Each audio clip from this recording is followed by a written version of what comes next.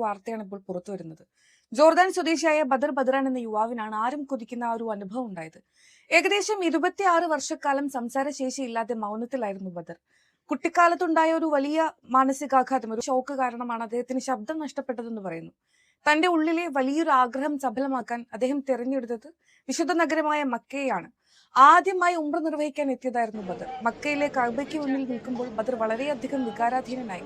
തന്റെ ജീവിതത്തിൽ ഒരേയൊരു കാര്യം മാത്രമേ അദ്ദേഹത്തിന് ചോദിക്കാനുണ്ടായിരുന്നുള്ളൂ: സംസാരിക്കാനുള്ള കഴിവ് തിരികെ നൽകണമെന്ന്.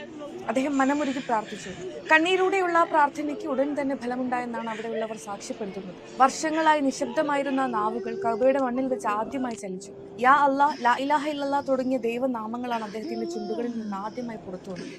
നീണ്ട 26 വർഷത്തെ കാത്തിരിപ്പിന് ശേഷം മക്കയുടെ മണ്ണിൽ വെച്ച് അദ്ദേഹം സംസാരിക്കുന്നത് കണ്ട് കൂടെയുള്ളവരും അത്ഭുതപ്പെട്ടു. വിശ്വാസത്തിന്റെയും പ്രാർത്ഥനയുടെയും കരുത്ത് വിളിച്ചോതുന്ന ഈ വീഡിയോ ഇപ്പോൾ സോഷ്യൽ മീഡിയയിൽ വൈറലായിരിക്കുകയാണ്.